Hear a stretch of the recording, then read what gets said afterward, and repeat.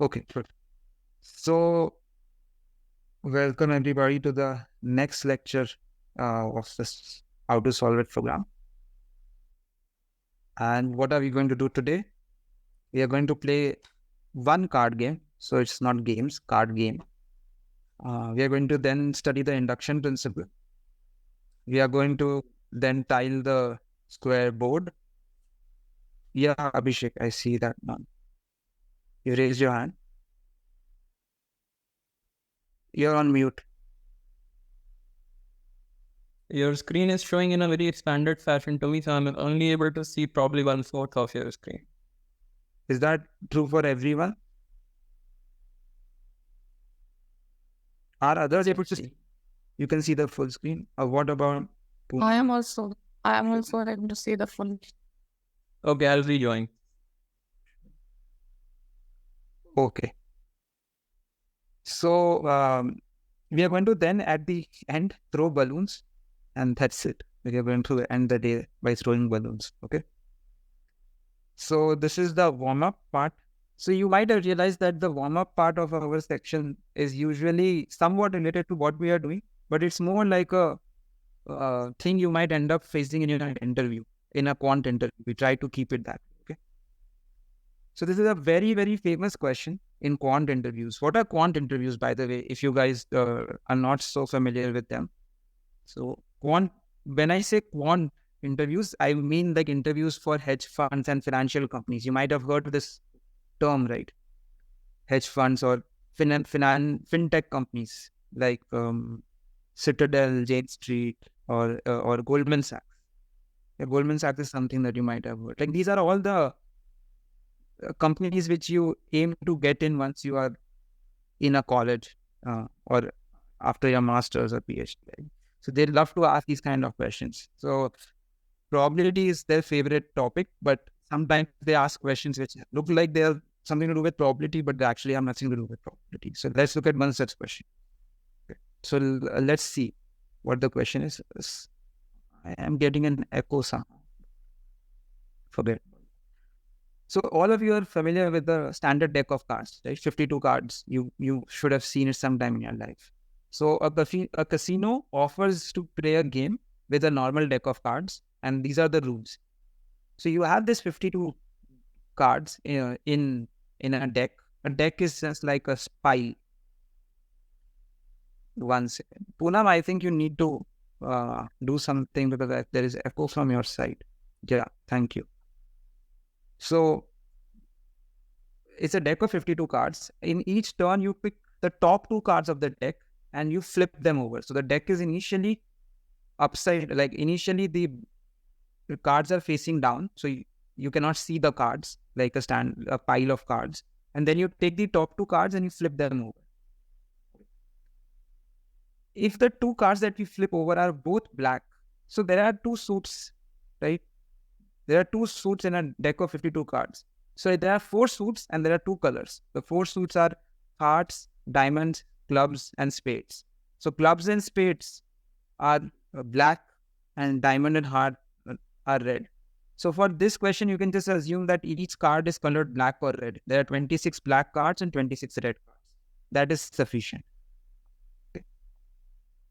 So this 52 cards, there are 26 black cards and 26 red cards. Fine. Just one second. Oh, yeah. I think Abhishek is having an issue on his side. Can you just reply to Abhishek? Continue. I don't know how to fix it, or I don't know how you can fix it. So just continue. Okay, so 26 black and 26 red card. Now, if the top 2 cards that you pick, if they are both black, the dealer gets to keep those 2 cards. Okay, the dealer is the casino, the person you are playing the game with. If both are red, then you get to keep them. They go to your pile. Okay, they go to your side. If one is black and one is red, then nobody wins those 2 cards and they sort of just go into a discard pile. So now the process is repeated 26 times. So you take the top 2 cards, see who has won that round. They either go to the dealer or to you or get discarded. Then you repeat. Then you take the next 2 cards and you repeat it. If you have more cards in your pile at the end, after the 52 cards have been gone through, if you have more cards than the dealer, you win $100. Otherwise, you get nothing. So if the dealer has more than you, or there is a tie, there are only 3 options, right? Either both of you have equal number of cards at the end of this, or the dealer has more, or the dealer has less. If it is equal, or the dealer has more, you lose. So like here. So you lose in this situation. Okay. Otherwise, you win. So you win only if you have strictly more than the dealer. So you can see it's a bit unfair already, right? Because the dealer seems to be able to win the cases when there's a tie. The tie should have been split equally, but somehow here the dealer wins. So the casino always does this. It keeps an edge for itself. Otherwise, it will go out of business.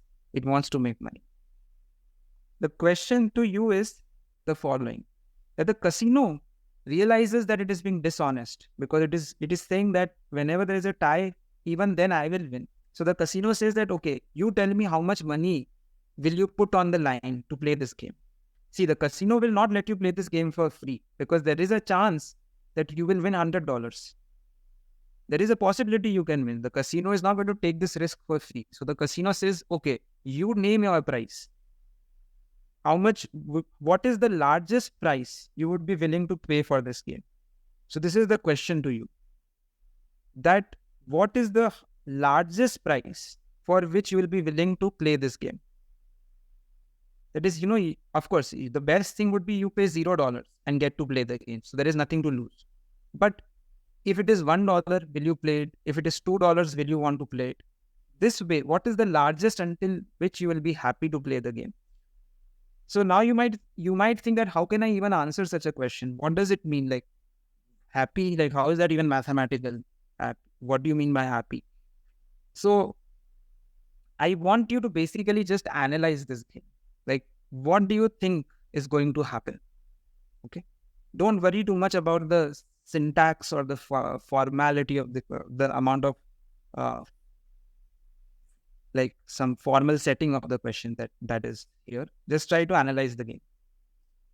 So I want you guys to initially just get started by applying Polya's principle. That is, simplify the problem. Find the simplest problem you cannot solve. If you guys are thinking about 52 cards, that's a very bad thing. You guys should be thinking about 2 cards, 4 cards. If there's one thing you take away from this course, it is this. Right? You never think about the problem with those strange, crazy numbers. Okay. So what do you think, Mrunmayee or Shubhajit, will happen if there are only 2 cards in the deck? So wait a second. Let me write this better. Now I can write. There are 2 cards in the deck.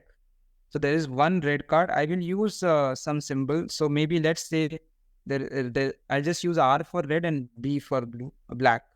There is 1 red card and 1 black card. Okay, in the deck. What do you think will happen in this game? It's very simple. If you've understood. Sorry? Discarded, I think.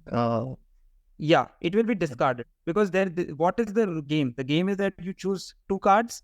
There are only 2 cards. So you choose both the cards. You see whether there are both red, both black. In this case, there's 1 red, 1 black. So it gets discarded and you lose the game. You lose the game because the casino said that a tie means I will win. Okay. Yes. The question to you is what happens when there are 4 cards? So why did we not consider 3 cards? Because we want to keep the number of cards equal. We could have considered 3 cards also. But since in the question there are 52 cards and 26 red and 26 black, we want to sort of increase it in an even fashion so that the number of red and black cards stay equal. Okay, we could have increased the complexity of the problem in various ways, but let's do it this way. So there are 2 red cards and 2 black cards. What do you think is going to happen in this situation? There are many possible. Let's see. In this situation, you don't know the order of the cards. The cards could be placed in any order. So what do you think are the possibilities? So take some time. But yeah, try to answer the question. Oh, I can put a timer. Wait a second. Yeah, these are new tools I am discovering every day with PowerPoint. Pretty cool tool, right? But I need a better way to. Yeah, now I can do many things now. I don't even know what all these things are. Lose is also. Okay, so Shubhajit is saying that we will lose.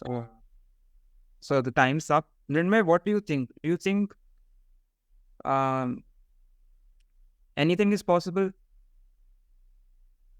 Like all three scenarios, two scenarios. That is the casino wins or the casino loses, that is you win. So Shubhajit, you are saying that the casino will always win. Is that what you're saying? Yeah, 4 cards. Yes. So can you tell us how you concluded that? Because you do not know the order of the cards. So how did you conclude that? Even if the top 2 cards are both red, they will be equally true to me and to the dealer. So it's a tie. I will lose. Okay. And otherwise also the casino will get more. If you both are black, top 2 are black. Sorry, not black. The black. Then also the dealer will get both the cards. And I will get the remaining 2. So then also tie. 2-2. Right. So And if one is So I get it. Yeah. Enumerated the cases. Well done. So Mrinmay, is that clear? Why? Yes, sir. Clear. It will result in a tie mostly. Yeah, So casino will win. Yes. So let's write it. So here the result is a die, which implies that the casino wins because of our rules. Here also we concluded that our result is a tie, which means that the casino wins. Now, if I ask you what's going to happen for 6 cards, what do you think is going to happen? Yeah. So here there are more possibilities, right? So yeah, you guys should analyze this for a little bit. For 6 cards, there are 3 red cards and 3 blue cards. We want to understand whether the casino is winning. Is it the same thing that the casino always wins? Is it possible for us to win? How will we analyze this? If it's getting very complicated, then we cannot keep enumerating the cases. We need to figure out some object to capture this. We try to. We are doing this. So there are 3 red cards, 3 black cards, and then there are these piles. This is your pile. This is the casino's pile. And this is the discard pile. Okay. And so do you guys have any idea? What do you think? Even if you have not worked it out very properly, do you guys have a guess about what's happening for 6 cards? only the top 2 cards are what? Red. Then I will win. So if the top 2 cards are red, then Shubhajit is saying that the casino will lose, right? You will win. So can you analyze that carefully, Shubhajit? How is it if the top 2 cards are red, how do you win? Top 2 cards are red. Casino can work with black. Both black then will result in a tie and then casino will win. If the top 2 cards are red. So okay. So you are suggesting that the casino will win every time. Okay. So let me tell you that is correct. So here also the correct answer is that the result is a tie. But what is the point of like this small analyzing these small cases? If I now write 8 cards, 10 cards, are you going to analyze everything? That's not good. You cannot keep enumerating these cases, right? For 52 cards, what will you do? It will be endless, the number of cases. Is there something here is there a parameter here that you guys can see which will help you conclude that the answer is always a tie? I think you might have guessed it by now, that the answer should always be a tie. At least that's a sensible guess. That had I asked you what's happening for 8 cards, you would have said the result is a tie and casino wins again. So forget 8 cards. Just for the 3 red and 3 black, is there a convincing way of saying this? I'll help you a little bit because this is a warm-up thing. You should focus on the number of cards in the discard pile when the game ends. So let us say some 2 T cards are in the discard pile at the end of the game. See, the number of cards in the discard pile at the end of the game has to be even, because every time 2 cards go there. That's fine. Let us say that 2T cards are in the discard pile at the end of the game, where T is some number. So T will be some number. In this case, T can be 0 or 1 or 2, right? When there are 6 cards, you cannot have T to be larger than 2. Sorry, 0, 1, 2 or 3. T can be 3, T cannot be 4, because then there will be 8 cards. Actually, if you guys think about it carefully, you will realize that, I mean, this is not very relevant, but you will realize that it's not possible to have 0 or 2 cards in this situation. That is, the discard pile cannot have nothing. Do you guys see this? If you play the game with 3 red and 3 blue cards, at the end of the game, the discard pile cannot be empty. Do you see why? Can someone tell me a reason for this?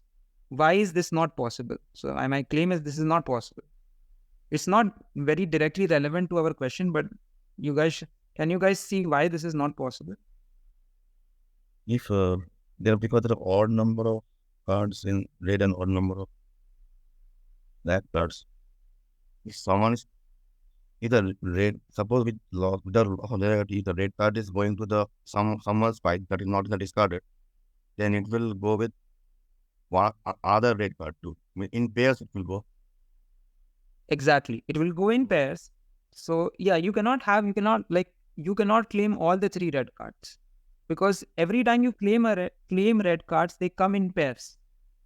So either you say there are 2 red cards or you say there are 4 red cards. You cannot say there are 3 red cards. But if T is 0, like if the discard pile is empty, that means all the 3 red cards belong to you, which is not possible. So that the discard pile cannot be empty. For the same reason, the discard pile cannot have 4 cards, 2T. So it cannot have 4 cards, because if it has 4 cards, then 2 must be red and 2 must be black, because every time it's a red card and a black card together.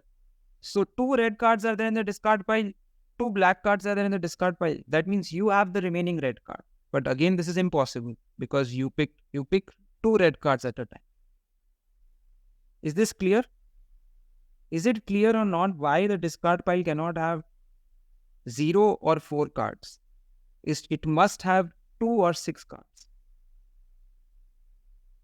Yes, it is clear. Okay, great. So at least we are following the mechanics of the game. Now the question to you is, if the discard pile has 3 cards, it is clear to you that the game has ended in a tie, because nobody has anything. If the discard pile is if the discard pile has 1 card, has 2 cards, T is 1, so 2T is 2. It has 2 cards. Then also it should be clear to you that the game has ended in a tie. And how can the discard pile has 3 cards? No. The discard pile has 2 T cards. The value of T can be 1 or 3. So it can have 6 or 4 cards. Right. Okay. 6 or 2 cards, sorry. 6 or 2. So if the discard pile has 2 cards, what do you think has happened to the remaining cards? 2 red has gone to the me and 2 black has gone to the dealer. Yes, The discard pile has 2 cards. correct. Is that fine, Mrinmay? Do you follow?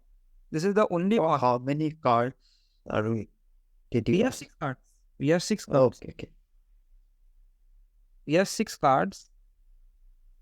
Okay, wait, I can use the laser pointer now. Yeah, we have 6 cards. And we are saying that the discard pile has 2 T cards. So we are saying that the discard pile has 2 cards. If the discard pile has 2 cards, then can you see this, Mrinmay? That the remaining thing has to be split equally. Right. Okay, great. So now, what if I gave you 8 cards? Just forget about anything else. Let's just say that the discard pile, let's say it has T cards, has 2 T cards. What do you think? So how many cards remain? If the discard pile has 2 T cards, how many cards are remaining? 8 minus 2 T cards. So the remaining number of cards are 8 minus 2T. Remaining cards is 8 minus 2T. Can you tell me how these cards would have been split? 4 minus D are red, 4 minus D are black. And do you see why that is the only option? So the discard pile has equal number of red and black. Exactly. Is that, Mrinmay, do you also see this? Yes, sir. So this means that you have taken 4 minus T cards and the casino has taken 4 minus T cards. Right? Because if there are 2 T cards in the discard pile, then T of them are red, T of them are black. Of the remaining 8 minus 2 T cards, all the red must go to you and all the black must go to the casino. So, but there are an equal number of red and black cards remaining. So the split has to be equal. So the game will always end in a tie. Always end in a tie. And from here, it should be clear to you that you could have argued this for any number of cards, right? Even if you have 2n cards, right? You would say that it really doesn't matter. So let's say at the end of the game, the discard pile has 2T cards. Then the number of remaining cards is equal to n minus 2T. And this have to be split equally. 2n minus 2t. 2n minus. Oh, sorry, 2n minus 2T. So this has to be split equally. N minus T cards belong to you and n minus T belong to the casino. So the answer to the question is that the game is always a tie. So it's the book uses the adjective insidious, but it's an evil casino. The game is rigged. The game is always rigged. You always lose.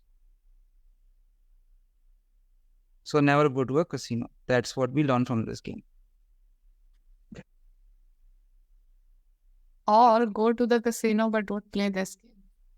Yeah, but other games would be worse. So probably open a casino is the correct moral of the story. So it's kind of amazing, right? Like it looks like the game is so complicated. Many things can happen, right? But nothing is really happening. You're always losing because it's always a tie.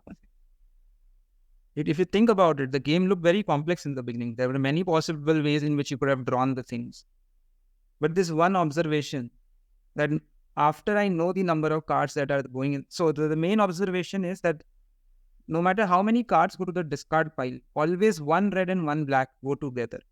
So the number of cards that remain also have to be of equal number. The number of red cards has to be the same as the number of black cards in the remaining pile. And that is split equally. So it's always a tie. So you should not pay anything to play this game because you'll always lose. Is this fine? Yes. Okay, so this question per se doesn't fall into any of the categories we will sort of discuss, but then it is not possible to categorize everything in logical thinking or mathematics. Sometimes, yeah, you just have to find these chaos reducing parameters. I don't know how else to call them. They help you analyze the game very, very smoothly.